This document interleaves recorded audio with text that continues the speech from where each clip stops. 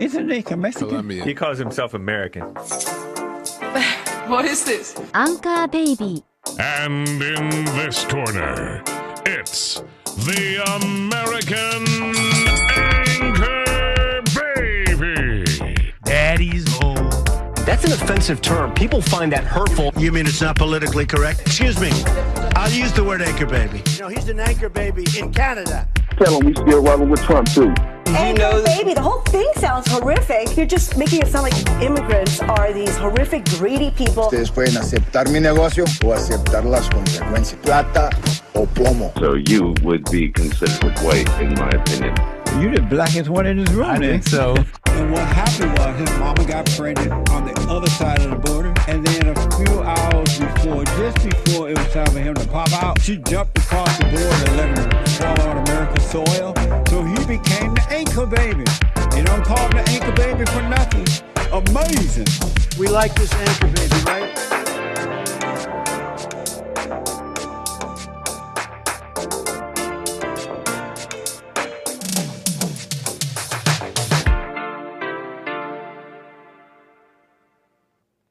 Hello, I'm the American Anchor Baby, and this is my show. Look at me, I'm tiny. What's going on? We are here, and I'm back at you. American Anchor Baby, what's up? We're live. Welcome to the stream. Welcome to the show. Thank you for tuning in. It's a pleasure, an absolute pleasure to be back here on this fine Monday with you all.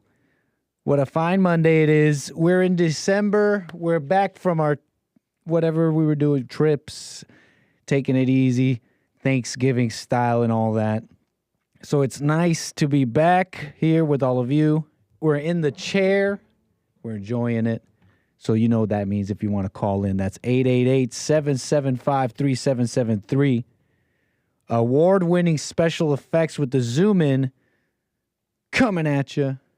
American Anchor Baby. How you doing, folks? It's a pleasure to be streaming on YouTube, dlive.tv/Gorgonzola, and rumble.com/American Anchor Baby, and punchy.tv. Very cool. And I'm back. Look, I'm back. I thank you, really, honestly, thank you to everyone for being patient, the viewers at home, the folks here, the fellas holding it down, doing everything here. That allowed me to, take a little time and go to a special place. In fact, that's kind of what I want to get into here. I had a little bit of time to sightsee a little place. We went to the South, Anchor Baby in the South.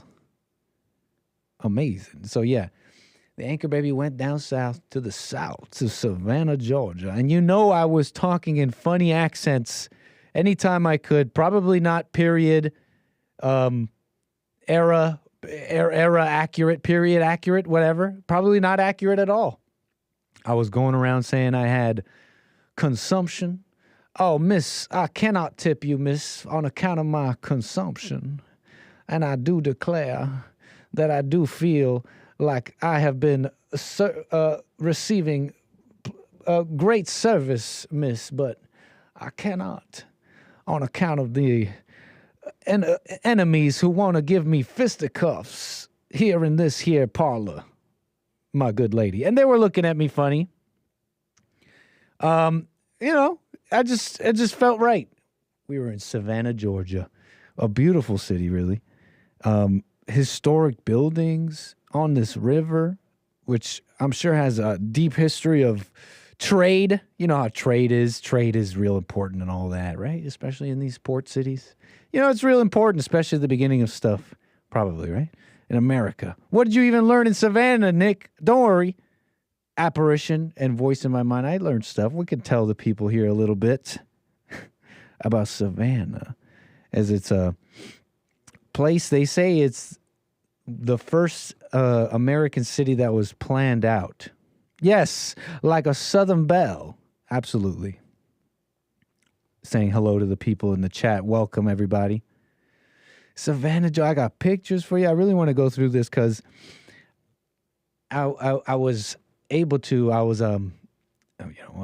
seeing relics and buildings and stuff from the past, America's past, the history of America. And, this is a history that many say is dark. They have many thoughts about it today, and they're fighting about it. You know this. They fight a lot about it. And you're on the right, either you're on this side or that side.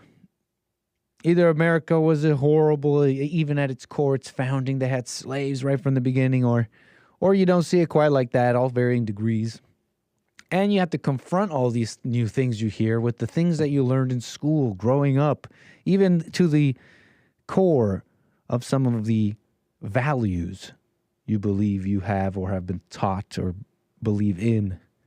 Had to confront some of those.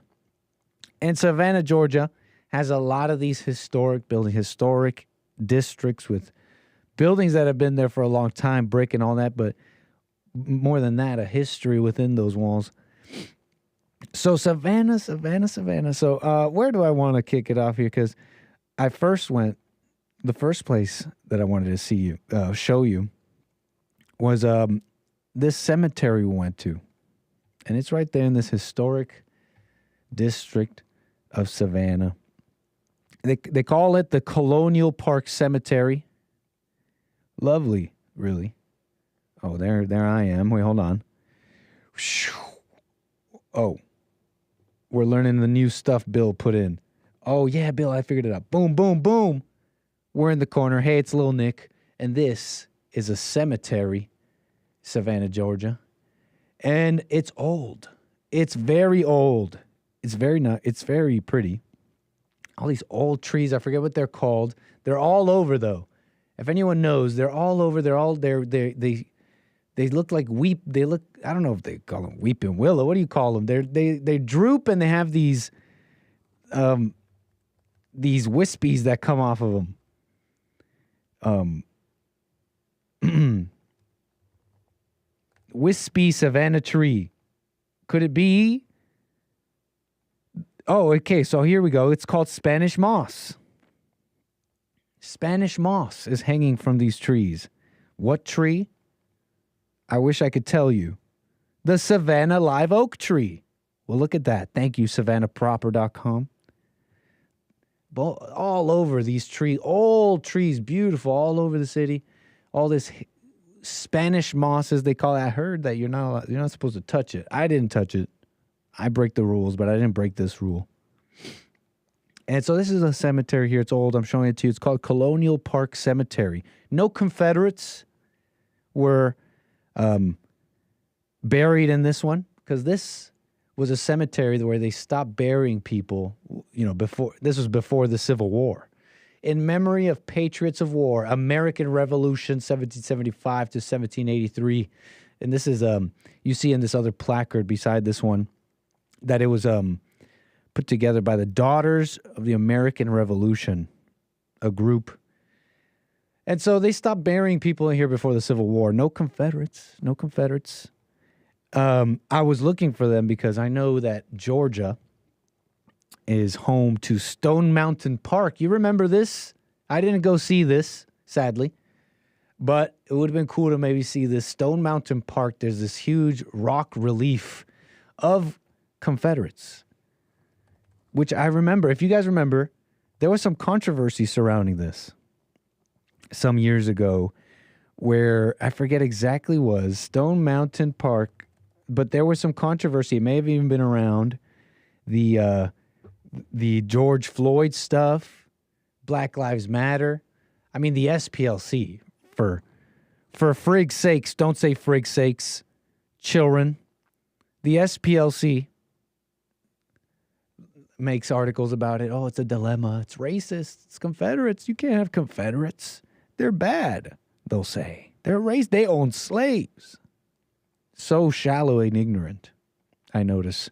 Everyone, the educated, the guides, the placards, the things I read, they all get this thing wrong. And it seems so egotistical, maybe. How could they all get something wrong that you get right, Nick? Well, it's something that the whole world gets wrong about judgment.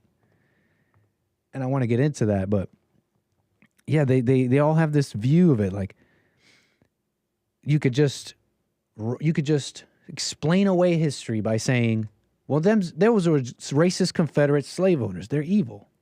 It's like sometimes I hear about World War II. I was just seeing a comment on this exactly. I was seeing it, I think, on the infographics. It's a channel. They put out videos, and they're very big channel with millions of subscribers and millions of views, and they put out this thing on World War II.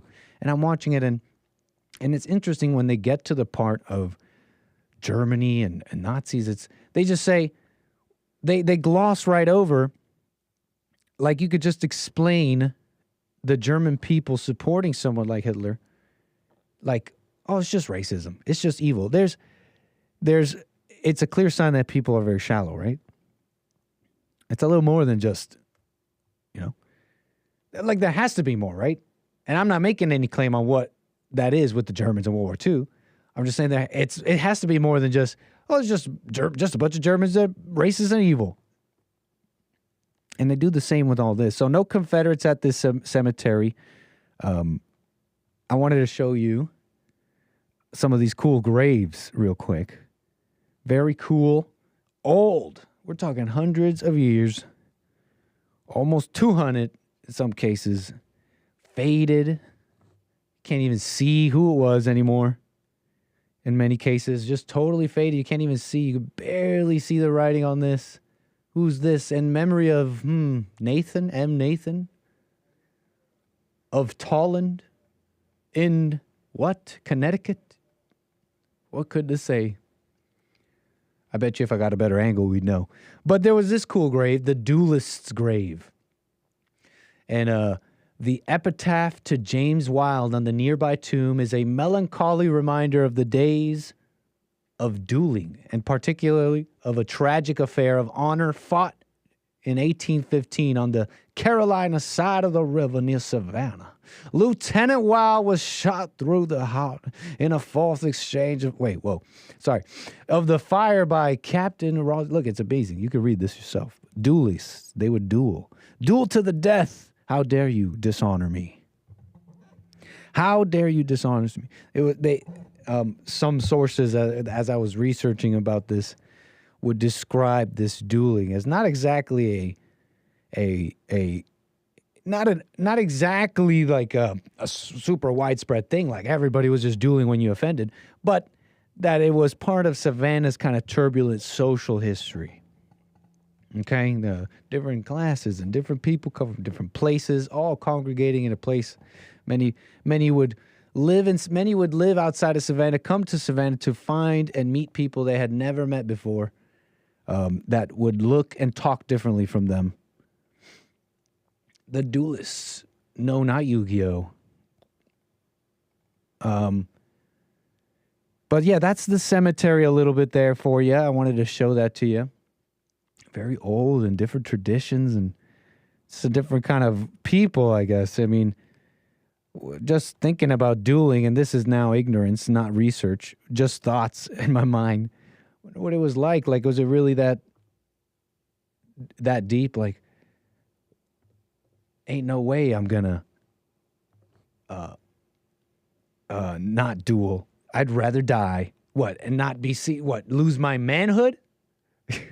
Well, I'll not be seen as a man anymore? I'd rather die. I don't know, folks. But some of these pictures here, I wanted to move on to the next part here I wanted to show you. And you can call in 888-775-3773. You got to see this. We ended up going to a house, historic house, made into a museum. And it is known as the Thomas Owens House, okay? The Thomas Owens. I want to, if you just give me a moment here while I pull up. The Thomas Owens House and all the eras we went through here. The, antebellum period, slavery, Civil War, and then post that. I ended up going to see this place. It's called the Thomas Owens House, okay? Built in 1816.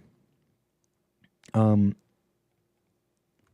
the point that why this was made into a museum is because it was a slave house. It was a house owned by some wealthy family, and they owned slaves. And it was particularly interesting because this was a slave house in a more urban setting where they're in a city. They're in Savannah, hustle and bustle.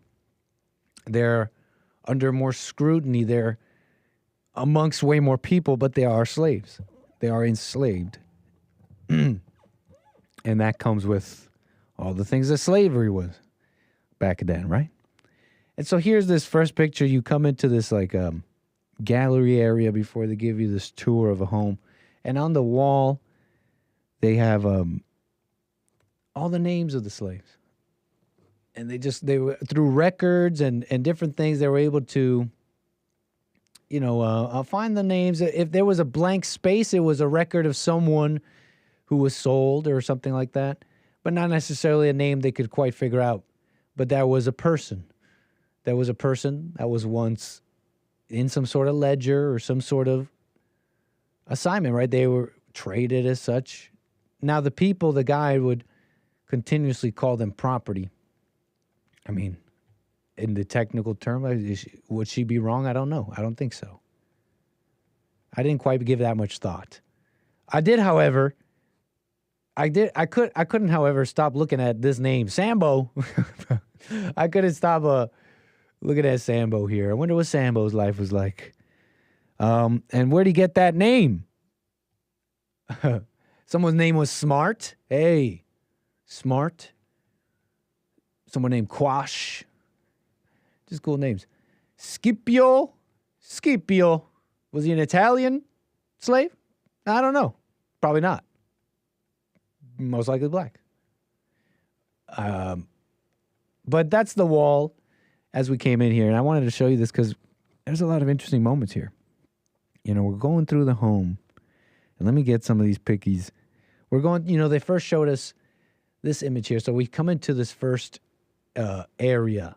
And the guide told us this was the slave quarters. Now, this image you're seeing is their picture of their interpretation of what they believe the slave quarters was probably furnished, how it was most likely furnished, they said. Now, this room, we were in this room, no furnished, but the fireplace was there. A lot of interesting things were there. Let me see here.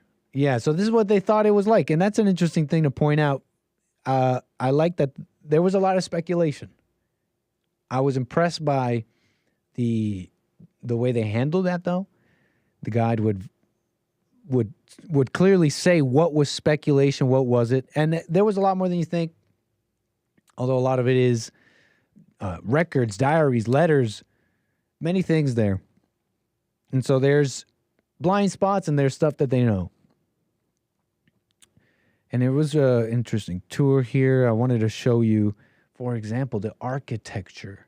Now, that's the nice, kind lady. She was the guide, nice lady, forget her name, but she was not, I could almost tell she felt bad for the slaves, And I'll tell you more about that in a sec, but this home, really, the history in the home was beautiful. Built by an architect, English architect, William J., in these styles, in a Regency style. Now, the Regency style is about neoclassicism or neoclassical, which is basically taking ancient Rome and putting it in stuff today. That's neoclassicism and Greek stuff. And symmetry. Symmetry is a big part of this Regency style. Everything's got to be very symmetrical. You got stairs here, stairs there, door there, door there. In fact, if you see over here, that's not even a real functional window. But that indentation was built there to balance out this functional window, as she put it. You can see these pillars, the columns of that neoclassical style. It really was a beautiful home. And it was well preserved and kept. And that's despite that in the 1900s, it just became like a normal apartment. People were living there. Finally, it gets bought out by, I forget who. And she donates it to whoever. And they set it all up for this museum. And so this property was built initially for a wealthy cotton merchant named Richard Richardson. Dick Dixon. I made that up, right? Short. Whatever. Richard said, and it was later owned by George Welshman Owens, local politician, attorney. And they lived there for many generations. And they had slaves. That's the point, right? I want to show you another picture here. This is like the slave. This is like the quarters of the house butler. You know, they called them different things. But the guide was. When I say they call them different things, I'm thinking about like in the movies and in other places where they use the term house Negro or whatever. She did not use that term, but did describe and this was speculation, but the likely relationship between this particular slave who was the butler, was the face of the house, of the family, who would answer the door, would have to have been educated in certain respects on how to interact, how to deal with people, how to keep records of things, and also serve and wait on all the people in a great way. It was afforded different perks, and this was the little their little room that was preserved, and there was a lot of wealth shown in the construction of these rooms. It was very, very interesting. In fact, you could see some of this here, some of this neoclassicism, I believe is called, with the Greek key patterns. And this, I forget what this is called, but this all around the roof, around the ceiling, is this beautiful pattern that's raised. It's like a raised pattern, not this one, but it's like a raised, detailed plaster pattern. That's called a shell something. It's very intricate marble, faux marble and marble on the bottom, and just a very beautiful home. The original stained glass, that orange glow is coming from the original stained glass behind the Greek key pattern. This was like a parlor room or a front room where the ladies would retreat to, they would say, and also where the parties would end. They'd go through the house and they'd end it in this room. With this plaster, this plaster molding over here and the Greek key pattern going around. So much wealth, she described. But remember, she would say, this wealth was derived through less than acceptable means. So keep that in mind, she told us, as you gaze upon the wealth. This was in the basement, and they would have, now this is where the slaves would work. And there was a couple of rooms down here in the basement with the ice chest and these huge cisterns, really just the remnants of these cisterns where they'd have running water. I believe one of the first homes, if not the first home, to have plumbing, running water. Let's retire to the parlor. I have yet begun to defile myself. Let us retire to the parlor, my esteemed guests. On account of on account of us having a good time and us having to continue this on what they might call, and I will begin calling, an after party. I feel like my made-up Savannah dialect is always very long-winded. Like this character I'm playing describes very simple things in just unnecessarily long-winded ways. Yeah, definitely a little Tombstone reference there. I have yet begun to defile myself. So I just wanted to show you that. It was really interesting. Let me get to what struck me. Before I do, though, Marquis de Lafayette. Anybody know that name? Since we're doing a little history. Since we're doing that history. Since we are, in fact, opening the book that is called history so that we may learn such things of the past. Anyways. Marquis de Lafayette. An interesting name. A name I definitely heard of before. Got a little intro into him here. Had caused me to look into him because he was a abolitionist, but not an American, at least not initially. A Frenchman, no less, but loved America and really believed in their fight against the British for liberty and to be their own. in fact, cared about it so much that fought for the Americans in the Revolutionary War. Marquis de Lafayette would then be made an honorary American citizen. And just, he believed in them and drew his sword for the cause of America. Believed in it. And his statue was in a bust of him was in this house.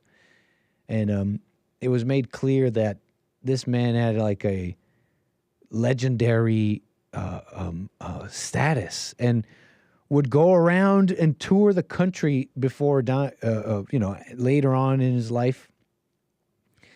And anywhere he went would just garner so much attention. And another part of the big controversy was that he was a huge abolitionist. He would be it's not sure. He would write, in letters to Washington, he would write about how he would never have drawn his sword in the cause of America if he would have known that it would be a founding of a land of slavery. The authenticity of the quote is debated, but he was an abolitionist. That's the point. The whole thing interested me because, when you get down to the nitty gritty, the whole slavery thing, it really was a nasty business when the rubber meets the road. When you have to have this business of slavery operate in the day-to-day operations, it's a nasty thing. It seems, especially to the the sensibilities of the anchor baby in today's age, growing up in where he grew up, right? To take it in, but that's just my sensibilities. When some of the greatest men of that time believed that this slavery business would bring down America, that is totally antithetical to the ideals of liberty. Okay, let's put it at that. And that's what they thought. So great men thought that. They had a whole war about it. You could say many things about it, I'm sure. Marquis de Lafayette. Anyway, so it on that note, being a nasty business, on the nitty gritties and the details, I couldn't help but take in how do I put this? I couldn't help but take in and notice a limitation of all people, a limitation that we honestly constantly try to flout, like as if we were God. We constantly try to overcome this limitation, but it may just be impossible. And this limitation is this veil between us and history. This veil that exists between not only us and history, but if you really get down to it, between us and the very moment that has passed, that which we call the past itself. And really, you can extend that to the future. There's this veil, but yet we live from these things as if they were true. And we use history like the way we use the Bible, like the way we identify with information.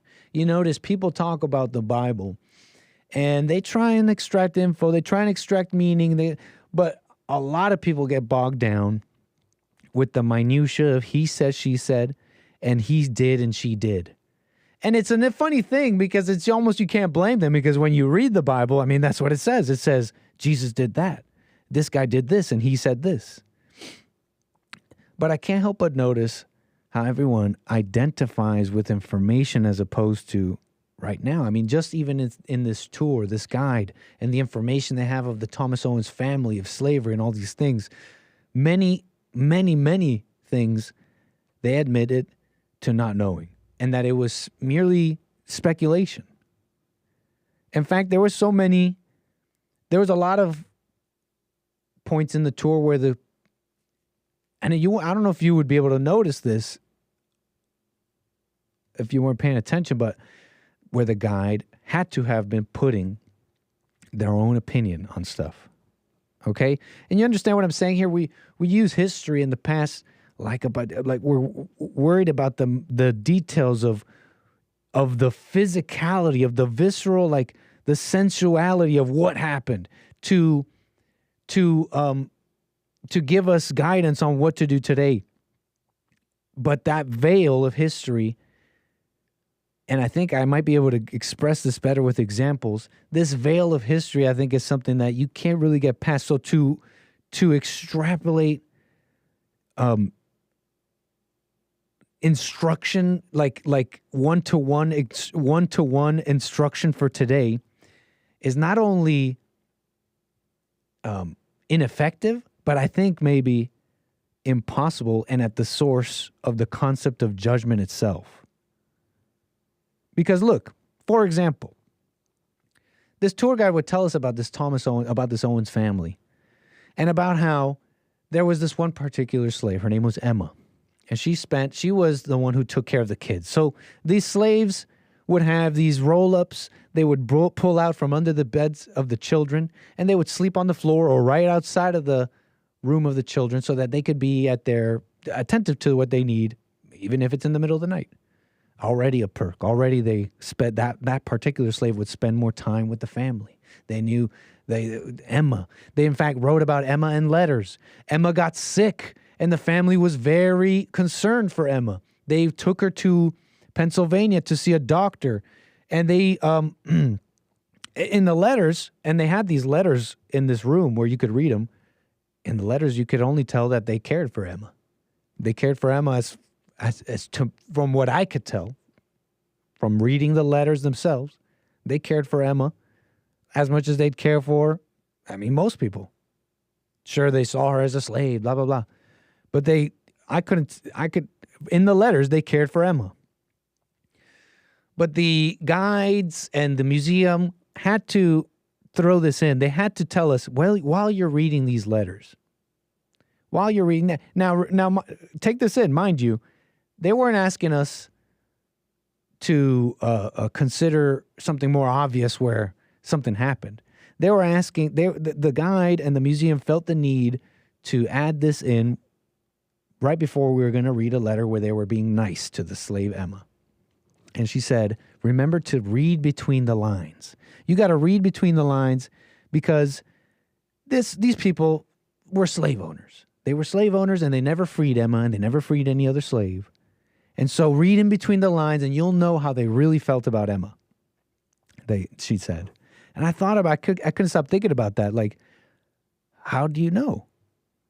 You know, they talked about slave rebellions. They talked about how these slaves, they couldn't be taught. It was against the law to teach them how to read and write. And I didn't look that one up. I should look it up, but I'm going to take her on her word. I thought she was a great guide, and they did a great job. So I'm going to take her on her word that it was against the law in Savannah to teach slaves, or sorry, not even slaves, to teach colored people how to read and write. And she said the reason for that is because she put it like this. Imagine living in a city where the black population outnumbered the whites. If they started getting reading abolitionist literature and getting all sorts of ideas, you might have a slave rebellion on your hands. And she even mentioned Nat Turner. She was like, in fact, there was something like, she mentioned the slave rebellion of Nat Turner, and I don't know the details, and she didn't get into it, and I didn't quite look it up. But I do remember that Nat Turner did end up, that slave rebellion ended up with people dead at the hands of these slaves. Now, what I'm trying to say there is, I'm trying to add to this concept of interpreting history and living in these things and interpreting history like scripture, like the Bible, and living from it in this wrong way. Because on the other hand, you could say, well, it was so evil. They didn't want to teach them to read and write. And why? Why do you think that is? Well, it's to keep them controlled. Well, yeah. But you're leaving out how maybe they had some point, because Nat Turner rebelled, and people died. Order was lost and people died. You might hear that and think, well, but Nick, are you being okay with slavery? Well, no. But you're not. But you would be judging if you just simplified history in this brutish and ignorant way by just saying, "But you had to free them. You just have to." You know, you have all these people here. Some want slavery, others don't. They want to fight about it. But in the interim, the reality remained. The people were there. They were brought over somehow, whatever. And now they're there. So what do you do? What do we do? You would think, well, free them. But that wasn't even always the most humane thing to do. Even Booker T felt strongly against the freed slaves just getting big heads and trying to do more than they could. And just not develop the skills that they were taught when they were slaves. So that's what I was thinking about a lot. Interpreting history like scripture, I think, is at the core of a lot of judgment.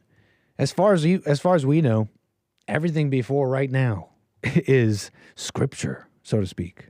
And we can't look at history in this way. We have no way of really knowing. And this guides interpreting these things just struck me as something that everybody does all the time. It's so interesting.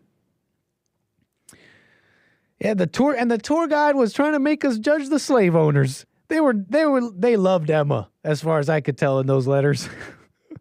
They try to make us judge. They just all the things they assumed, you know. But I appreciated all the things they admit all the things they were speculative on. It was very professional. So that was a little bit of the thing over there with Savannah and the slave house. I thought it was fascinating. And some of my thoughts on interpreting history and living from these books and images and even just accounts, even if they're accurate, living from them is strange. It's like the only thing we really know is the things that transcend time, the things that we can see today within ourselves are the only things we can really be sure of existed back then. The hardness of the human heart, the wickedness of the thoughts. That's really the fear of safety and wanting to control and you know, having the need to do that and because of man's lack of foresight and reactionary kind of nature, atrocities on both sides committed, but as such is history, as how it had to go down or whatever. These are the things I was thinking about. And I was thinking a little bit about racism. Racismo.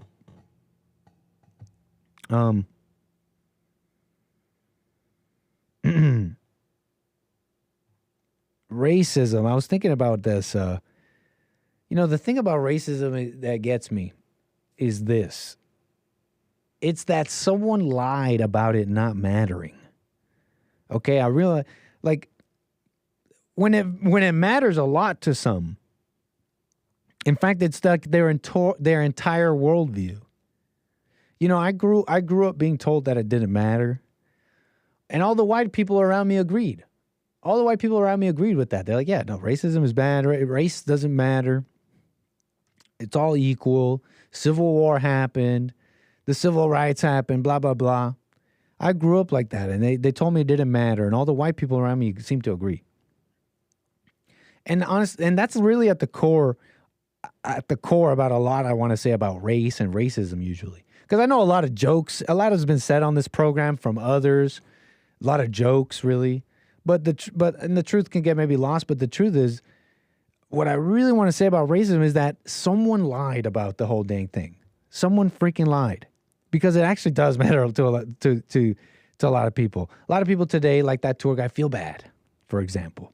They feel bad, and so something must be done. And stuff today has to change. It turns out the truth is the heart is so wicked. And it turns out people do hate simply because they are this team and they are that team. Yeah, it's true. People do simply hate because of race, in a sense. But it's not like what we've been told or the white people. The point is someone has lied and weaponized this, and they care a lot. And they want their team to win. And they think it's their time. And they believe through this misinterpretation of history, and really all they're doing is reading this veil and feeling opinions and emotions about it, and they believe that's history. And weaponizing that. Meanwhile, a whole bunch of people grew up thinking it doesn't matter. And it really doesn't. And it really shouldn't. But that's what gets me, because someone lied about it. And they're weaponizing it against white people in America. And it gets me because it's at the heart of the world I've benefited from, that I've enjoyed, I've been blessed to have. The finest nations on earth. So yeah. That's a little bit of what I was thinking about. Someone lied about all that. And don't get me started with these religious types. The Muslims, yeah, pretty obvious, pretty in your face. But the Jews and the Christians, they can be pretty militant too. I noticed the Christians and white people I grew up with, not like that. So it's a shame to see some of that kind of start up. But the Muslims and the Jews seem to hide this. The point I'm trying to say is that the heart is wicked. And the race thing really doesn't matter like that. But it does matter to some people. And they lying about it. And they want to lie about history and use history as a weapon and make you judge and put their judgments in you. So to see, so yeah. These are the things I was thinking about. These are the things that I was thinking about when I was seeing all this. It's like, in some sense, they were right not to teach them to read or write. They were gonna burn things down and kill people. It's just, I guess you could call it more complicated than people want to make. But I guess if you understand evil and make it uncomplicated, but it has to start with you. Now I'm rambling, but look, this is why it's important. People are looking at history and this nasty. Some of these things are quite nasty, but then they'll interpret it like scripture and apply it to today. And that's the only way you can explain stuff like this. That's the only way you can really explain how a video like this could exist. Where apparently this young girl, little girl in Walmart or somewhere, is causing a ruckus. I don't even know the details exactly why. But you're going to hear in the background the people saying, no, leave her alone. Don't touch her. Don't yell at her. She could be the next president.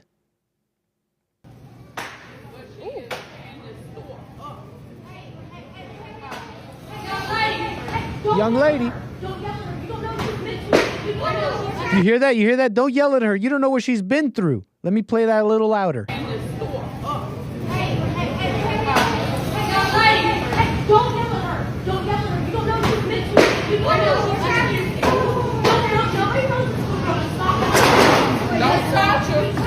touch her.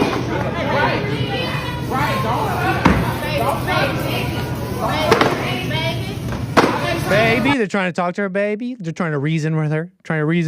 Baby, don't touch her. Don't talk to her like that. You don't know what she's been through. Hey, baby. Don't record her. That don't record her. She could be the... Did she say it? I'm trying to help here because it's hard to hear, so that's why I'm pausing it so much. Don't record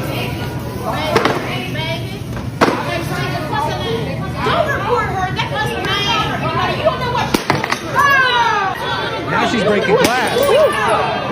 Now the man gets involved finally. Don't y'all do that to a little girl. Y'all don't know what she's going through. Y'all don't know what she's been through to a little girl. Finally a man gets involved. Where your daddy? Where your mama, first of all, but also where your daddy? POV, trying to shop in Walmart, says the caption of this video. And it's absolutely ridiculous. This is mama's world, by the way. This is the woman mama's world, the female mindset. Look, it's so evil. She's going to be president. And now I'm adding here, maybe stretching, conjecture. How's slavery involved here, Nick? But you got to understand the general consensus is you just can't criticize. You can't criticize or say the truth about what's going on here because, you don't know what she's been through. You don't know racism and blah, blah, blah. It's true. It's the biggest disservice and lack of love shown to your fellow man ever. And so yeah, I mean, I can go on some of these things I was thinking about. It's you're welcome to call me 888-775-3773. These are the things that I found interesting. I mean, the lack of love between people and the thought that you are loving by sitting here and feeling bad about history and trying to judge slave masters in that way. Like when so many of these people were probably more decent than you realize than people today. When they don't tell you about the slaves who appreciated, they had a whatever. I don't know too much myself, so let me maybe not make an ignorant comment. But it's just so easy to say, well, slavery's wrong. But you can't tell me to judge the Owens in that letter to Emma. You can't, and then from that, I'm sure you can extrapolate many things I'm thinking and feeling about the whole thing. So anyways, that's your real history, huh? That's your real history. It's just amazing. She's going to be president. You can't, in what world is any reasonable person like that? And of course, the only reasonable out of, what did the Bible say? In that one city, I tried looking for one good woman. I couldn't find one. But out of all the men, I could only find one. Pardon. It's like out of all the instincts in that room, all the women's going, blah, blah, the instincts of that one man was like, okay, somebody's got to do something. She's breaking glass now. She breaking the grape Martinellis, no less. I don't know if it was Martinelli's, but it looked like some of that good sparkling stuff. The non-alcoholic kind for the family on Thanksgiving.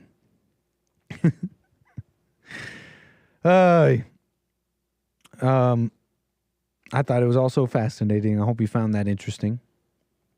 I do want to kind of move along here a little faster. Speaking of instincts, women, evil, and all such things.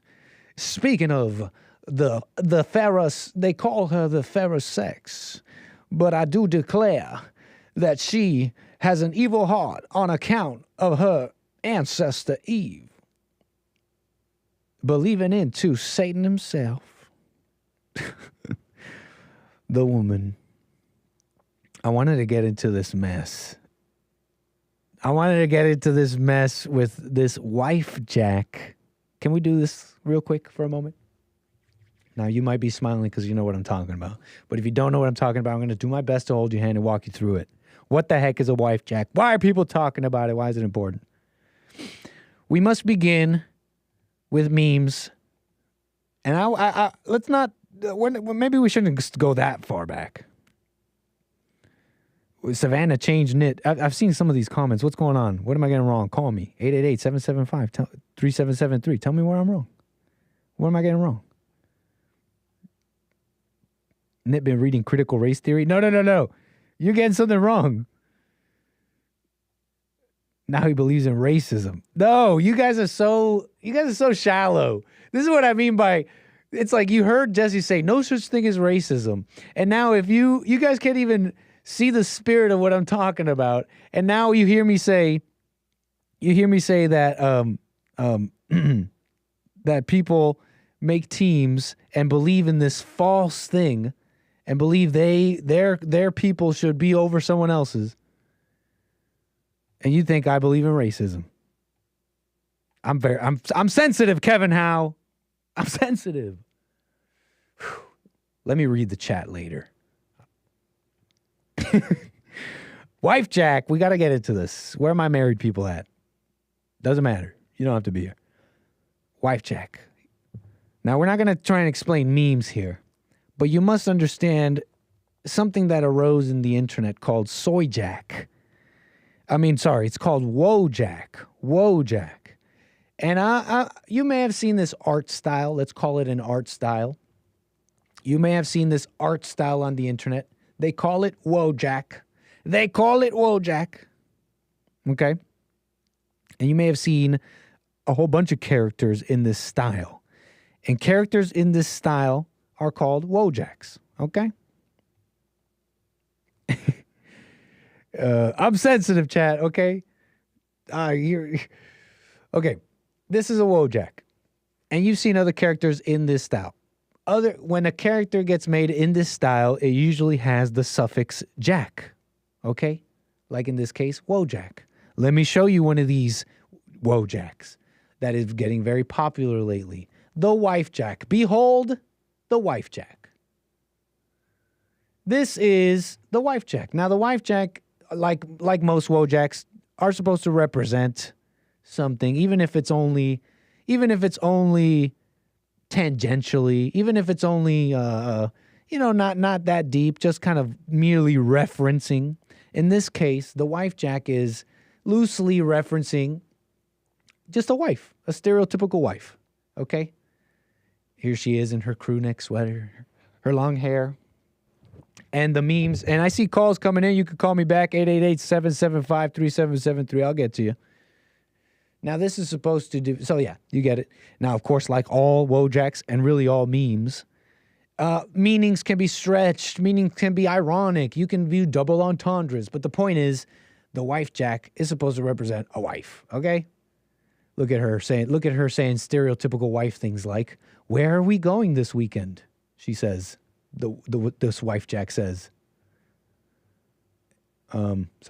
"Where are we going this weekend?" And so, why am I talking about this? This little meme seems to have divided the right wing in certain ways, as much as I can gather, because I'm honestly staying out of it. And I'll tell you how much I've gone into this, but it's remained a huge topic for some reason.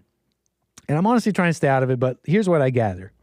The Wifejak represents marriage. The meme is getting both love and hate. Those who love this meme hate those who hate this meme. Those who hate this meme hate those who love this meme. Okay? So, in fact, let me give you an example of how touchy this whole thing is. Because look, this wife is supposed to be a wife. For example, I guess what's she doing here? She's saying, "I just threw 30 cardboard boxes." Oh, Lord. Hold on. "I just threw 30 cardboard boxes into the garage." Any husbands in the chat? Is that making sense? Is that a wife, I guess? "You should buy me flowers, but not right now. It has to be your idea." So it's got different levels of banal, where she's just saying really neutral wife things to things that maybe like, oh, that's making me think about it. "You were supposed to turn there.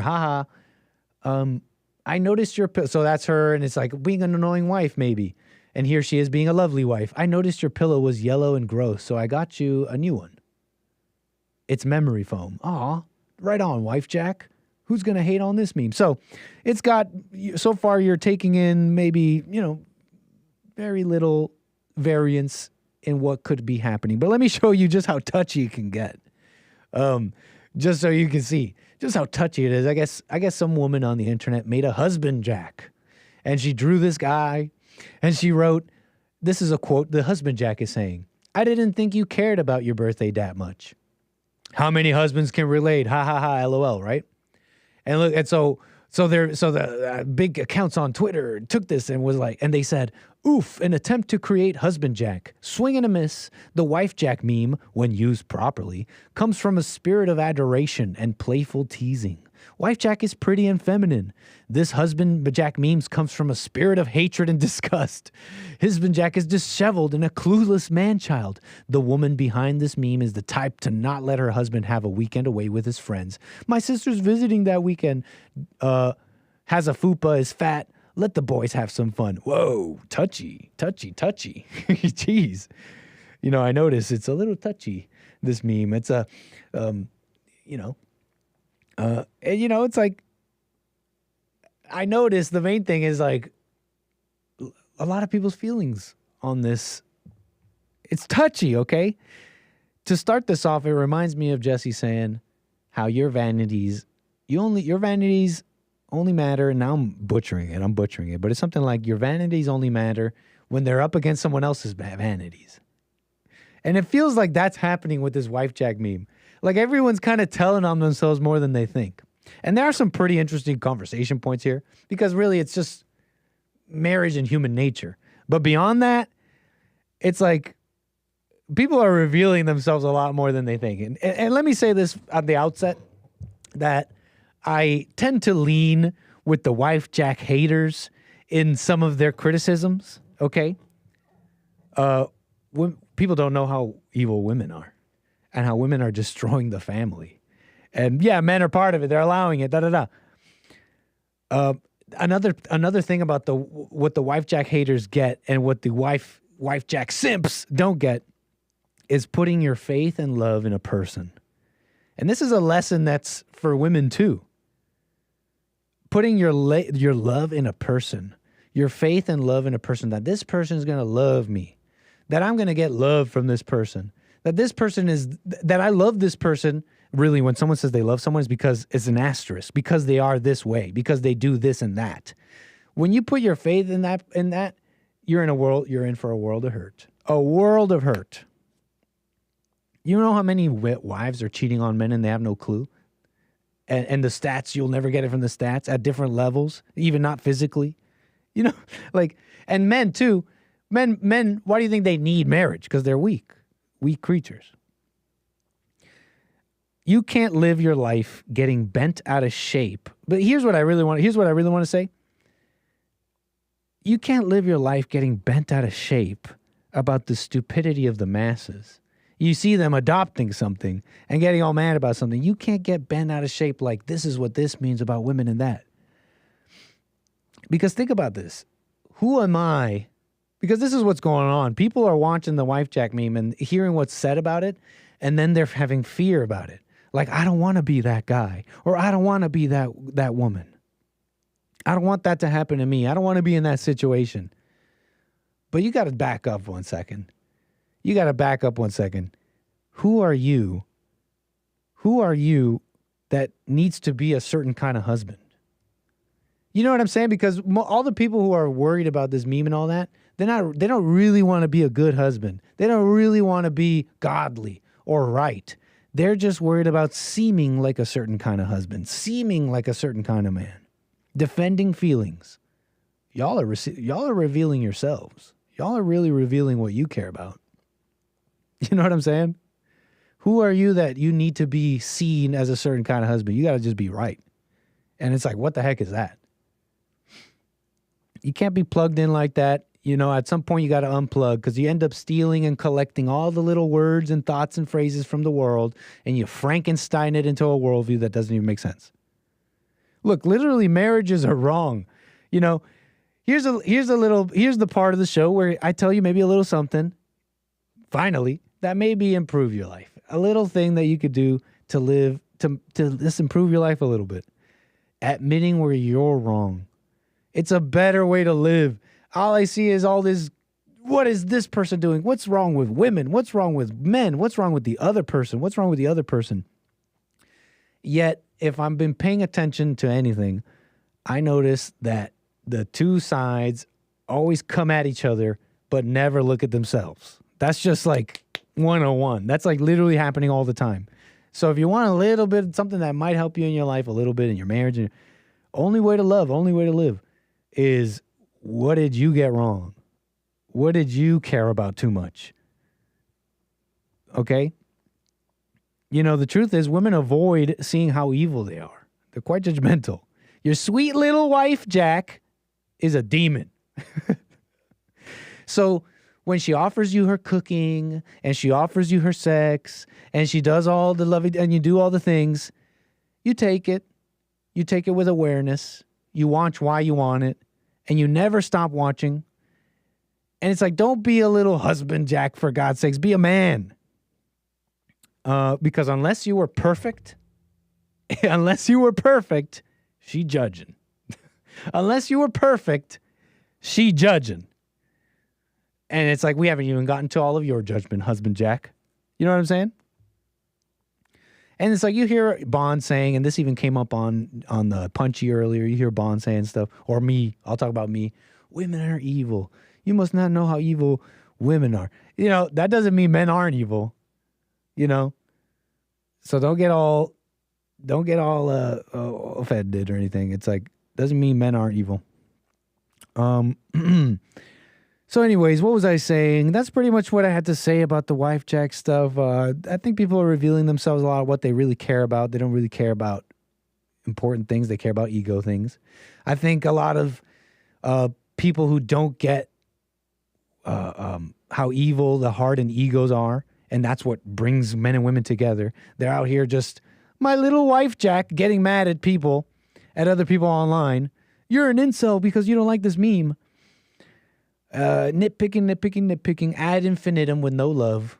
You see why it pains me to nitpick now. And yeah, these are just some of the things I was thinking about with the Wifejak. What else to say about this? I mean, whatever. I mean, I think people are also revealing their judgments of women too. You know, they're quick to just be like, you know, there's fair criticisms, and the simps obviously are not getting something, but it's a lot of quick judgments on women too. Just, why do you think marriages aren't working? It's like the men, you know, the men aren't handling it right. You know, it's like, no wonder she doesn't want to follow, kind of thing. You know, it's like, no wonder she doesn't want to follow. So, what else? That's yeah. Yes, some of the things I was thinking about. It's really all I had on my mind. Dividing the right wing, what a mess. But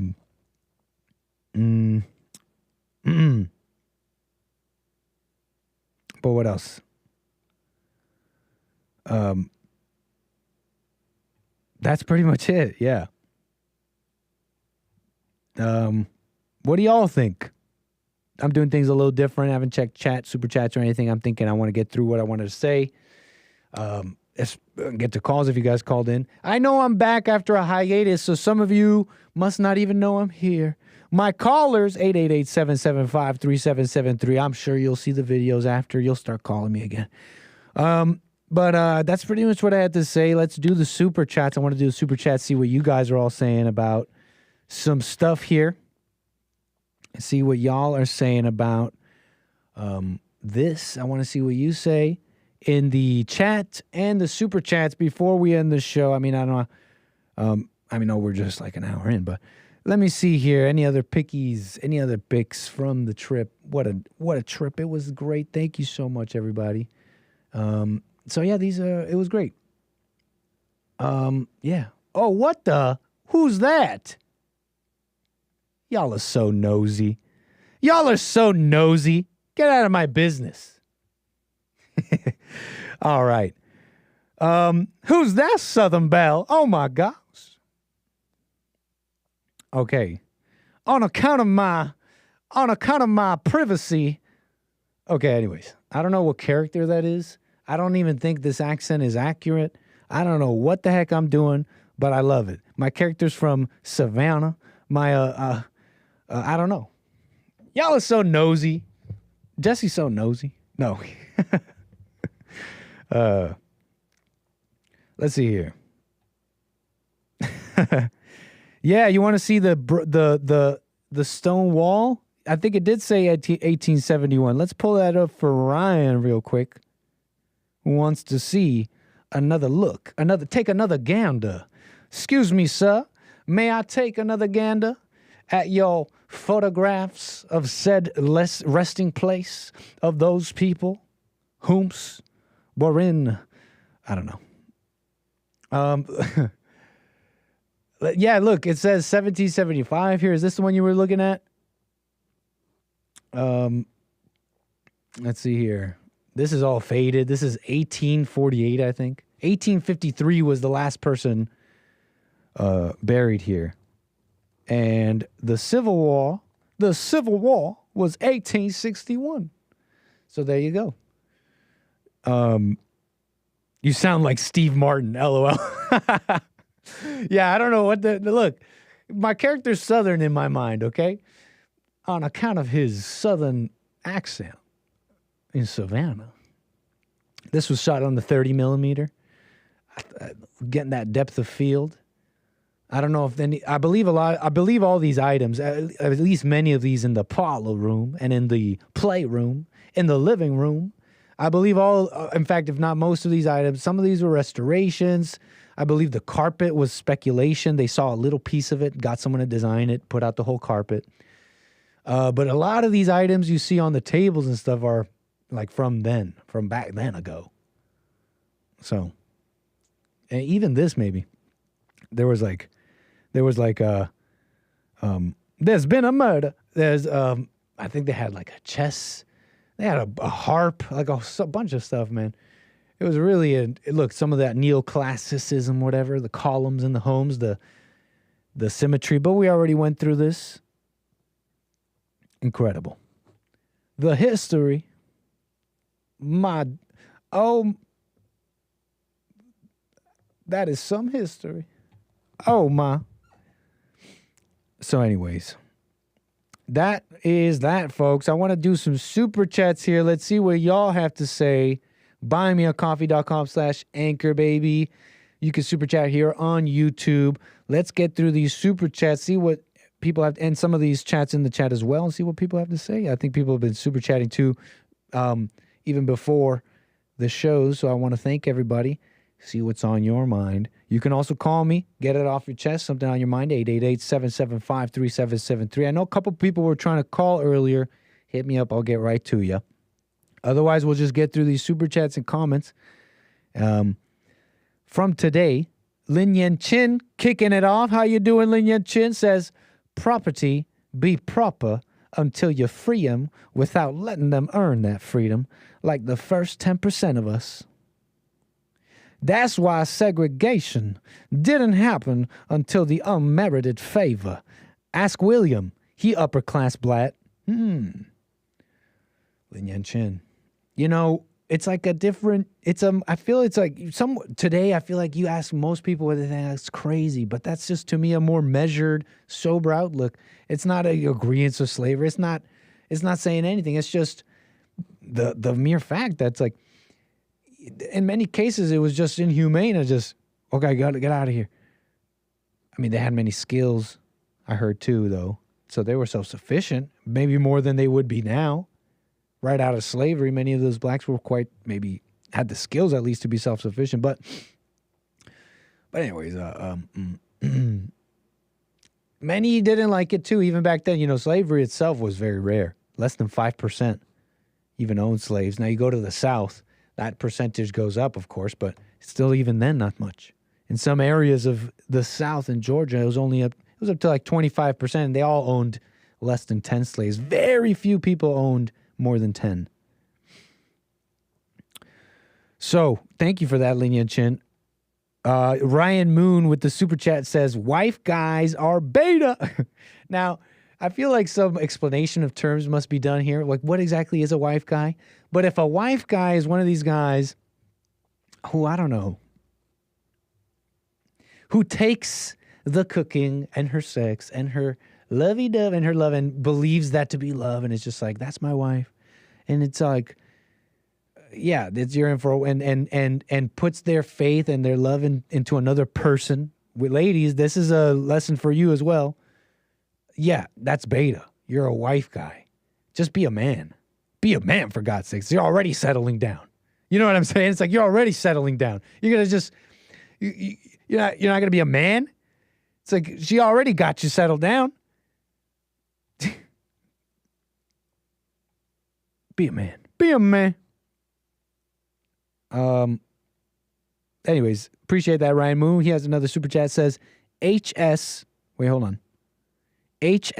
picked the wrong battle. Seeing his posts about his wife drinking water and how she goes into a primordial phase during labor. So gross. What are you talking about, Ryan? Who's HS? Is this referencing something that happened recently? Or am I totally making this more difficult? Yeah, Ryan Moon in my chat describes wife guy a little more. He's giving this wife guy quotes. Let me go over it with the missus. Let me ask the wife. Uh-oh. I know what you mean, Ryan. In fact, back some time ago when the Anchor Baby was hawking graphics cards, I was buying and selling graphics cards since their price had shot up, and I had procured myself a crate of said GPUs, and I was selling them above the MSRP price on account of my opportunism.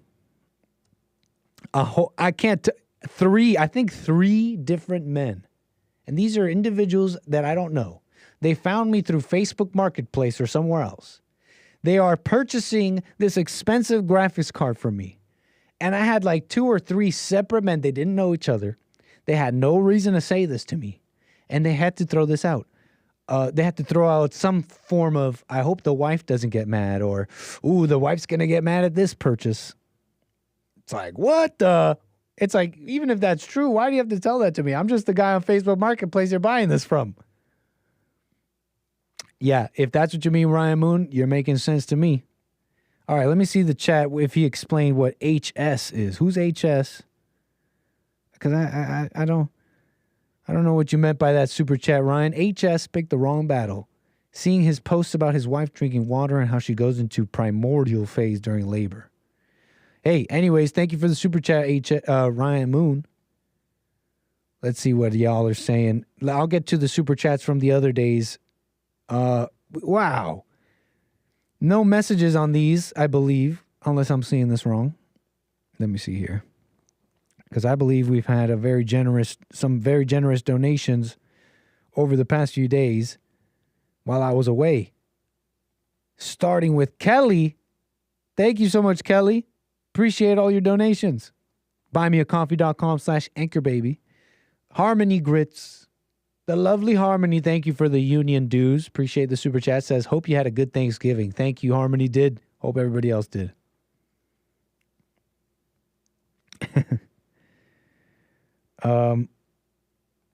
Beautiful. Lin Yan Chin, thank you for that. Big time super chats. Let's see what I missed here. Let's see here. Looks like a Carver. Looks like Kale, Beefit. These are all super chats with no messages. Thank you. Appreciate that support, y'all. What's up, Rumble? Thanks for watching. Tried and true. What's up, dlive.tv/Gorgonzola? Very cool. Very comfy. Are you hearing Aries 1? Is your comment about hearing crackling from today? DLive doesn't make that clear for me, but I thought I heard crackling too. Chat, did you hear any crackling? I thought I heard crackling too. And it wasn't no crackling of no fireplace. It sounded like crackling of an audio cable. You know what I mean? It sounds like the crackling of a cable. Let me know if you heard that. All right, y'all. Let's see what the chat is saying. I want to scroll up the chat, see what y'all were saying and thinking a little bit before. I mean, that's kind of what I had on my mind today. We could get into some of the news here for a bit. Biden pardons and all that. I wanted to do that real quick. Not much to say about the politicking.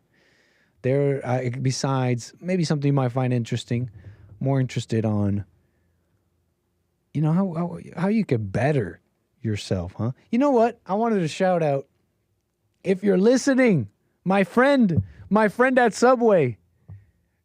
Sometimes I go to the Subway here near the Bond, and they've done some upgrading. I appreciate it. They used to just put all this sauce on my sandwich. I'd ask them, please. I'd ask them kindly too, and they just wouldn't care. It seemed I remember out loud saying, you know what, Miss, I do declare I will not be frequenting this Subway no longer on account of the massive amount of sauce you're putting on my Subway, on my submarine, good lady. And I bid them adieu. I came back after some time. They got a new slicer. They're smiling. They seem that something changed. It's cool now. Okay, anyways, I'm frequenting this Subway. The kind sandwich lady artist asks me what I do. I show her my channel. Turns out she's been watching here and then. I come in today. She says to me, thank you. I heard an episode you did about online dating. And mind you, she's a bit of an older lady. She looks great. You look great for your age, darling. You look great for your age, darling, if you're listening. But she heard me talk about online dating, and she says, I stopped online dating that day. Apparently she was on some silver singles website, where them silver singles, you can imagine that's for maybe the older people. But she was on some singles where she realized that everybody on that site is always on to the next. They're with one, and then it's another one, and then it's on to the next, and she realized that's the wrong outlook, the wrong approach. She stopped online dating that day. And she was like, because love comes from within, not from the outside. See, men, that's a lady saying that. The lessons of God are for you too, ladies. Amazing. And I appreciated hearing that. I that was just something I heard. That was just a truth that I believe, and it's just so real to me. But I'm just relaying the message, passing it along. That's something I want to do with my show. Just kind of like it's all this information in the world, and I'm just a curator. I'm just a curator. And so thanks for listening. I hope that helped you in some way. It sounded like it did. I invited her to the women's forum, of course. But shout out.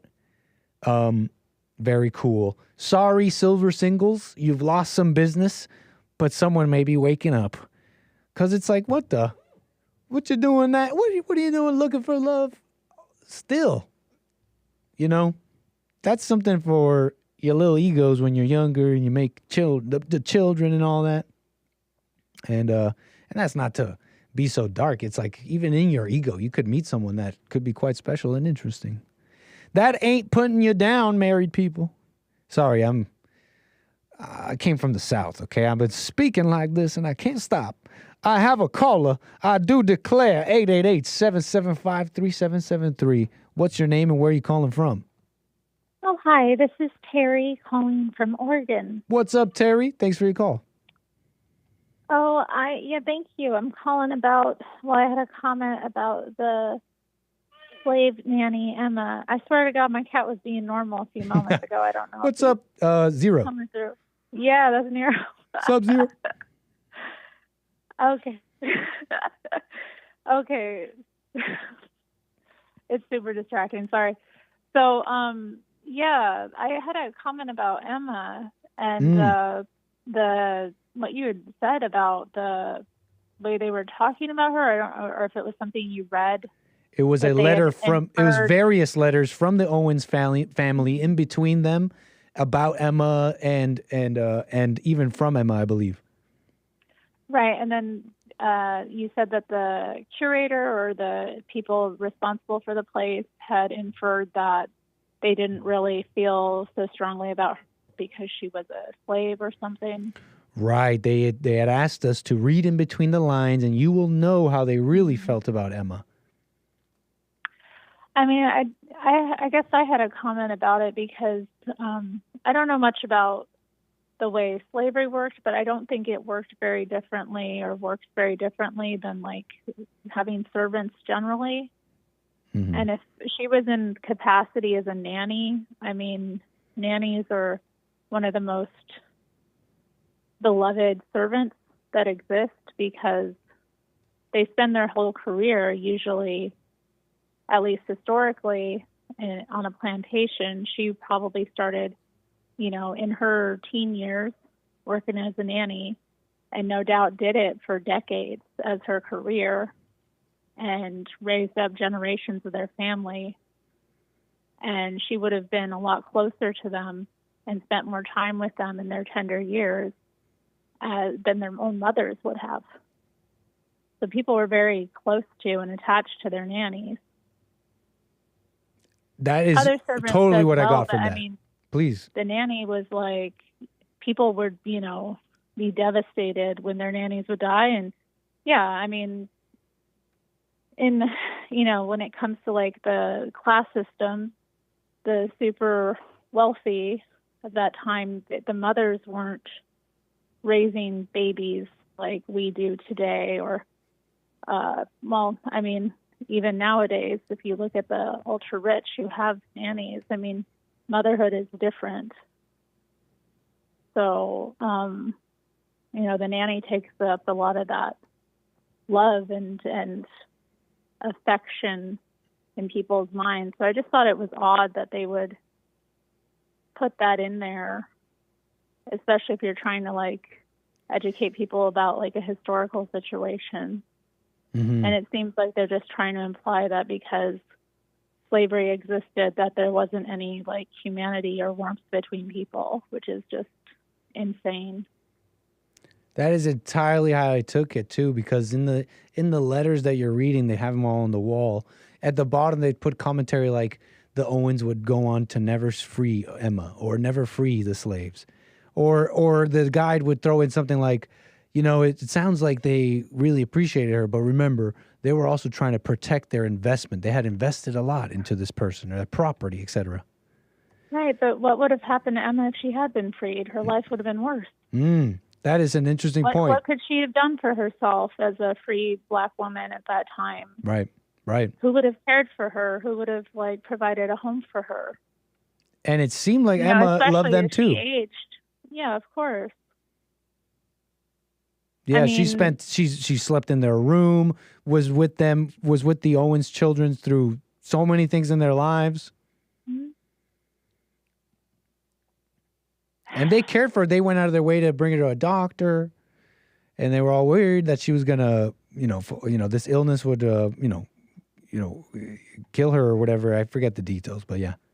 Yeah, it's so strange. Like, you think about it. I mean, like I said, what would have happened to her or any number of slaves at the time? Like, they would have just been let to their own devices without any property, education, ability to make a decent income. Right. I mean, that's not right either. These were slaves in a suburban setting, in a urban setting too. And it was particularly interesting because it would just be totally different. They'd be under major eyes and scrutiny. Apparently there were laws that they were not allowed to read and write. Like you say, you could see it that way as well. And I tend to agree with you.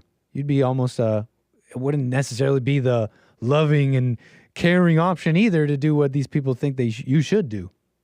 Yeah, I just wonder if they were in the same position, what they would do with, somebody who'd been under their care for so long. I mean, and, when you become, or when you're in the position of hiring people or being responsible for other people in that way, or obviously slaves weren't hired, but you were financially responsible for these people. Like, you're responsible for them, in a lot of ways, and you have to think about their welfare as you go about the decisions you make. It's, truly, it's just strange not something to me. I envy People, for sure. Want to dehumanize? Yeah, they dehumanize the slave owners, or people of privilege who had to have servants or that kind of thing in their. They don't understand like the burden these people took on to even be taking responsibility for other human beings. Responsibility is the perfect word here too. It's such a good operative word because it's real. It makes us the image is painted. It's like the easiest mode. They lived on such amazing wealth built on their backs, like it was the easiest thing. They had to sit back and do nothing. It was a responsibility and a burden that was taken on. It really was. And there was issues would come about from it. There was, complications with problems with conflict, basically, the worst of which would be rebellions and all that, but responsibility, I think, is the right word. Yeah, it's not so black and white, and it's the way things were, and, people just, all we can do is really do the best we can with, the situations we're put in. But it's easier to judge and pretend that, these people were subhuman and that's why they own slaves. And that's so true. That seems to be the only thing that has, how should I put this, like, stood the test of time that we can, that seems to be like one of the few things we can read about in history and know that is true, Because it's like we see that today in us. Yeah. Amazing. Terry, anything else make you think about anything else? No. Right on. Well, appreciate you calling me about it. Call me again. All right, bye. All right, bye. We got another caller, I do declare. Your name and where are you calling from? Joseph. Hey, Joseph. Appreciate you calling my show. Is this your first time calling? Yes, it is. Right on. Thank you, Joseph. Are you on speakerphone or headset? It's probably my headset. Is it not coming through? Could you switch it to up to your ear? I think it might be better for us. Okay, let's try that. Deep in my... Is that better? Yes, sir. Thank you. Go ahead. Okay. All right. I'm tripping about your accents. What do you think? What do you think? You're really good. Thank you. I'm from the Tell South. that to my detractors, please. I do declare. You're that's pretty good. Like that declare thing that comes from Django, I guess. Maybe. Or maybe even where am I getting that? maybe even like that old movie with Will Smith. That Western movie, whatever that was. Will Smith? Not Wild Wild West. Right. The guys in there. Yeah, there's several guys in that movie, and then the owner from Django. That's who you come across as. Nice. See, I'm kind of going for a vibe like that. Yeah. So for me, it's like you could kind of do some skits, honestly, with because I don't know. Does it seem like you have like? Do you take on like a different personality when you do? Because you're so good. I don't know. You even do Trump. Kind of. I'm a bit of a role player, method actor. You could maybe say that. I do try and take on the spirit of whatever the heck I'm trying to do. You asked me about this at a funny time too, because I recently saw Tombstone again. For those that know, if you know what movie I'm talking about, it's like a Western. Yeah, I did. If for those that know. If I saw Tombstone again, so I got that bug again. I want to dress like the people in Tombstone, and it's like, oh, that's gonna look ridiculous today, but maybe I'm gonna have a mustache again. I don't know what kind of effects this is gonna have on me, but you're encouraging me, and that's not good. You should. No, this is fun. Like honestly, just to see you evolve, because I only heard the Trump accent like when I first heard of you or whatever, and then I didn't know you had so many freaking accents. Like, what is that? Yeah, I feel like some of these are just kind of caricatures. Yeah, definitely. Some of these are caricatures, I think. Like, I've been meaning to really work on a Southern. You know who does like a more like, what's it called? Like a pretty accurate. What I think would be accurate, like different Southern accents, but like not even a caricature, but Southern accents. Who was it? He's this actor. What's his name? He's Fred Armisen, and you could probably find his video. Okay, I gotta look him up. Yeah, you could probably find his segment he did on Jimmy Fallon years ago. But he breaks down a bunch of like Southern accents, and they're like actually supposed to be pretty accurate. And I think they sound pretty good. Yeah, no, I'm from the South, so I'm from Mississippi. Oh, cool. And a lot of my accent, I had to drop it because when I moved to Washington, no one understood me. It was interesting. Yeah. I couldn't order from, I call it McDonald's, but everyone else says McDonald's. But anyway. McDonald's. You ever had some Bojangles? Yeah, well, no, I haven't. I've seen the place. Okay, yeah. I had some when you order, they say, it's bow time. How can they say, it's bow time. Can I take your order? I thought it was great.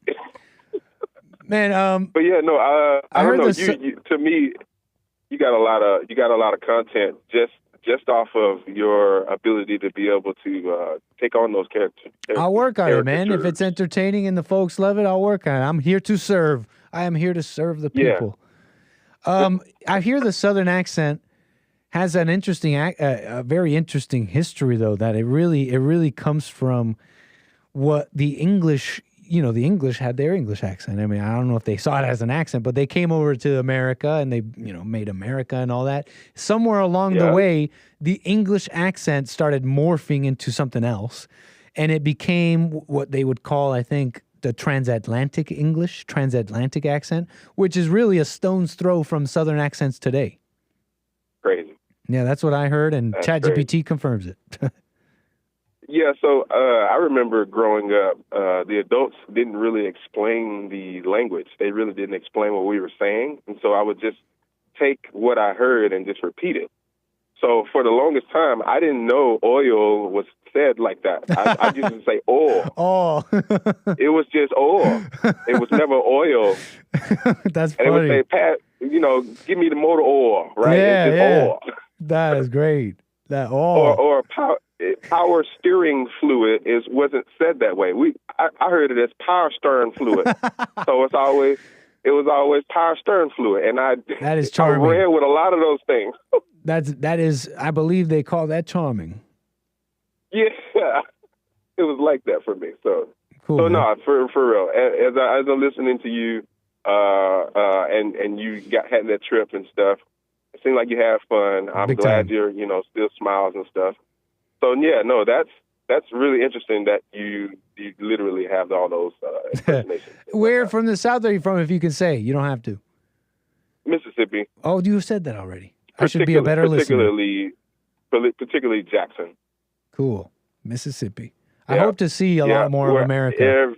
Before I didn't really care about traveling too much. I still don't really care about traveling too much, but I hope to see more of America. Now, that's one thing I think I do really want to see more of. Like, I would say coming from Mississippi in a small town or whatever, and I was getting around. I saw areas of Mississippi, and I did travel to Florida and things, but that really just, being able to go to Louisiana and then to Florida and then just ultimately moving to the West Coast, that changed my whole world.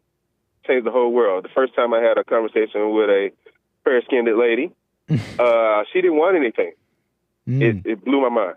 She just wanted to talk about the weather. And I was like, what in the world is happening right now? That's a strange thing. It was like everybody I've talked to all my life, they always had a reason for talking to you, and there was a motivation. And I came over here, and it was just like talking. And I was like, why are you, you don't want anything. That's really weird. You don't want anything. Was that refreshing and positive, or what did you think about it? It was just strange and standoffish? It was very refreshing. Huh. It was different. It was very different. I had to get used to it. Cool, man. It really was. I had to get used to it. And a lot of things, when you move to a different place, you really are, you take away that net that most people have where the parents are just right down the street, It's not like that for me at all. So now I've moved up here, I've got a wife now and some kids. And so for the holidays, it's just us, bro. It's not family or nothing. I mean, there's family in different states, and we might have some family up here, but I'm not seeing them. I'm just going to work, we're doing our thing. Right on. So yeah, that's all. I like hearing that story, man. I liked hearing this. Heck yeah. Yeah, that was cool. Yeah, I've been listening to you guys for a lot of years. I just have never called in, and obviously I need to call JLP, but I'm glad it's holiday don't season hesitate. and he's talking about donating. So everybody, please donate because thank you for that, man. Helped me out so much. Yeah, that's a good point to make. You guys have helped me out so much. I just saw too. I don't mess with the monies for Bond, but I just saw that it's like, dang, there's someone who wants to donate. There's someone who put up $50K for Bond. Yeah. It's people who love Bond, and that's amazing to hear. That's so awesome. yeah, folks, they're matching a $50K donation. If you want to make your money, if you want to support Bond and double it, like make it go farther, make it go long, stretch longer. Now's the time to do it. Someone did a $50K matching grant. It's amazing. I'm thinking about it like the thoughts, right? Mm-hmm. So I'm like, man, if I had that money, I don't know if I would do that. Right. So I'm just glad that somebody is able to do that. And honestly, I hope to, live long enough and hopefully become a good person where I can actually be able to have that kind of opportunity and just give a whole bunch of money and match grant like that. That's cool, man. Yeah, it really is. Jesse has the coolest friends, I realized. Like he's like no knock on age or anything. He's just like the oldest guy I know, but he still is out of all the people I know. I was thinking about this the other day. I'm like, he's the guy. He knows the coolest people. He knows the coolest people more than I would ever know. I can't even express what I'm trying to say. but well, no, he's got time. He's got time on everything. So a lot of his relationships just come from way back in the day, or he's just known people of other people and they've introduced him. So when you got time like that, you got a network. True say. Yeah, and people I always people think are of showing him their like, support. what he say? He say he's 72 or something. I'm like, man, Yeah. he's totally our older brother. Yes, sir. And he's leading the way to show us how to make it. And he's doing it in front of us, and it's just so simple. And it's still so hard. So many people say it's so hard. Yeah, man. But He's we can't doing it give right in up. front of us. We But I can't love give it. up. We've been Yeah. shown the example. It's like it's like bright and shining, and it's like I can't give up. I've seen the example. It's amazing. Yeah. Yeah. Well, man, I ain't gonna hold up too much. No, of your man, time. thank you for your appreciate call. Taking the call. Call All me right, again, take it man. easy. Take care. For sure. All right. Bye. 888-775-3773. If there's something you want to say in the last few minutes of the show, you can call in. That's pretty much it, though. That's the super chats, the support. Let me scroll up on this fine chat and see what the chat people, what the snake pit is saying. And then we'll do, maybe if we still time left, maybe we'll get into the Biden news on the pardoning. If you ask me, I think it's pretty gangsta. He's like a mafiosi. It's pretty based. Right on, Biden. You know what? It's a mess. Okay, it's a mess because it's like miscarriage of justice and all that. What everybody's been saying about it. But I did, however, notice that people, and this is where I get to nitpick. It pains me, but people are adding all sorts of stuff about Biden's heart. How do you know the man's heart? He's just corrupt and wants to protect his son. I mean, can you really go beyond that? Well, some of these examples, and we might show that the people are just as judgmental and hateful as they say Biden is. But anyways, let's see what the chat's been saying, because y'all have been enjoying the show, hopefully. At least you've been here. If you don't enjoy the show, you're not making it known. You're not leaving a comment. You're not telling your brother, hey, this is what I don't like, and you're not being honest because, I don't know, you have fear and you think you have love and you think you love me and, you don't want to say when it's the truth and you don't even want to say the truth. What a mess. So you've been here this whole time. You're not even saying out loud that you don't like it. You've been in the chat. You've been kicking back. Your shoes are off. They're kind of stinky. Nobody wants to say anything because they don't have love either. And you're all in the snake pit and you won't even click the like button. You won't even click the like button. You eat the food and you ask for the aux cord and you won't even click the like button. Click the like button. Show some decorum. Okay? Appreciate everybody being here. What have y'all been saying? Nick loves Biden now. I've always loved Biden. He's cool. Amazing. The McRib is back. Is this true? I heard the McRib is back. My sweet McDonald's. You know, it's one thing I wish I did in Georgia that I didn't get to do. Go to the Coca-Cola factory. My sweet Coca-Cola, how I love you. How I love thee. There for me at all times. Even when I wasn't even there for me. But you were there, Coca-Cola. I wish I went to the Coca-Cola factory. Mickey D's, my sweet Mickey D's. You're like $20 now. It's not even worth it. Fast food is not worth it. It's not even cheap anymore. So it's like it's not even worth it. My sweet McDonald's. Yeah, y'all talking about the accent, the Savannah accent. See, I could be like from Florida. I could be there from Florida. No, wait, now I'm messing up. So I need to go practice. None of this is accurate. But I could be like a panhandler or from Louisiana. You know, get the crab, put down a ball. Oh, we having a ball today. Get the Old Bay season. Okay, no, this is really not accurate. We're going to need some practice on this. Savannah accent. No, I'm really mixing them up. We're going to get it straight, okay? It's just a caricature at this point, but it's fun, okay? You can see my hat. You see my hat and my mustachioed face while hearing me say such things. What meat is a McRib? Great question. Amazing. Yeah, I hope you guys enjoyed the trip stuff and the Wifejak stuff. Do you guys have anything to say about the Wifejak commentary? Let me see. Did y'all have anything to say about that? Because I know y'all agree with me with Emma and nannies. All right, y'all. That's Nick thinks he's getting cast in a remake of True Detective Season 1. All righty. Shall we? Biden real quick, and then I'll let you go, even if there's a few minutes, because we did it all. We did the calls, we did the super chats, we did the topics, what I wanted to talk about. I know this is big news, and it really was already talked about on the shows. I don't really want to rehash too much, but you know by now that President Biden has pardoned his son, Hunter Biden. The decision is a reversal for the president. You know, he said he wasn't going to do it. I believe in the justice system. But as I have wrestled with this, I also believe raw politics has infected this process and led to a miscarriage of justice, says Biden. Once I made the decision this weekend, there was no sense in delaying it further. There's something gangster about that. No responsible person who looks at the facts of Hunter's cases can reach any other conclusion than Hunter was singled out. Now, I don't know. See, now that's all like adding to it. And the whole thing is a mess because nobody trusts this justice system anymore. It's like, we're going to use it against you and use it against you and use it against you. In this case, though, yeah, it's like it seems corrupt. It seems like he really did crimes or whatever. But is this hurting anybody? I know I don't care. The point is the justice system is a mess.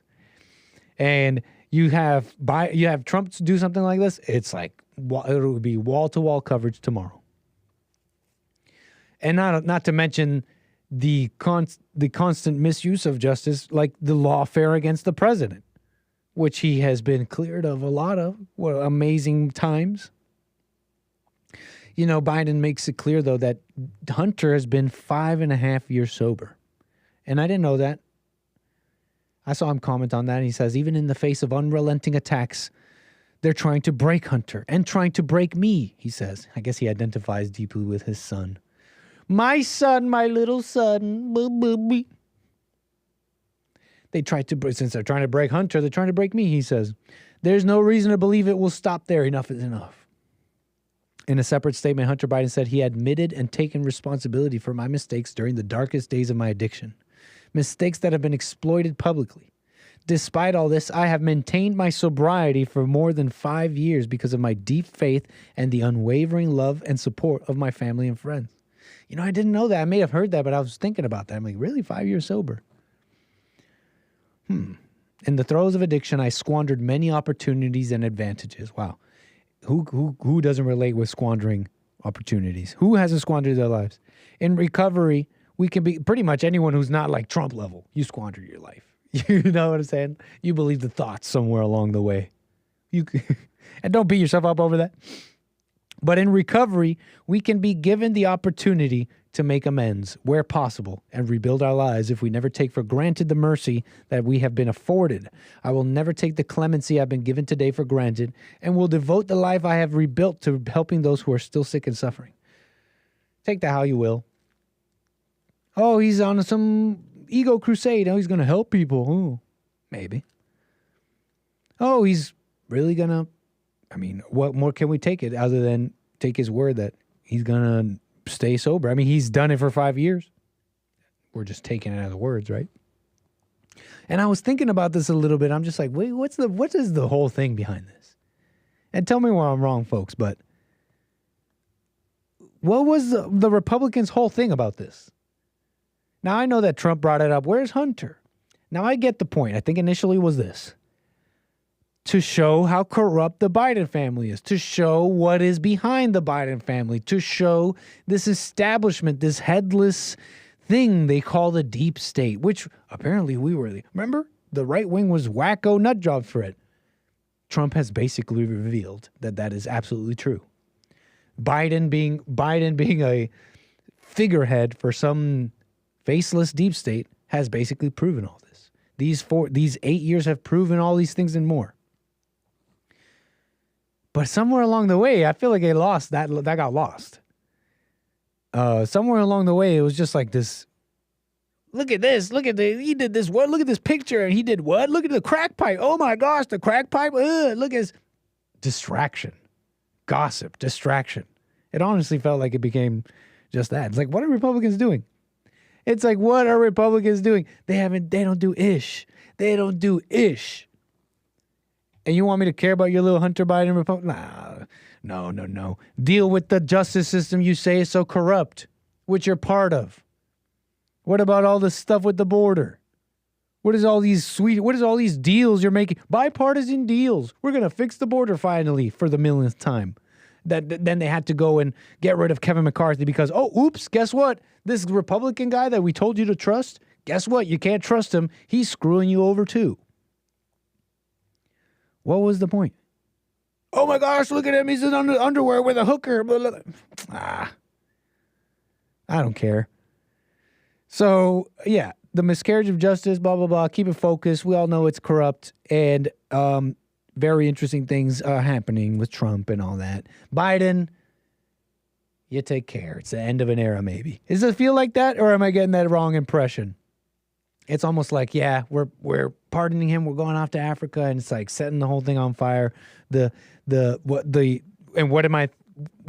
I'm inaccurate here, but this is what I'm thinking. What are he setting on fire? Whatever semblance of institutional credibility that the establishment may have had.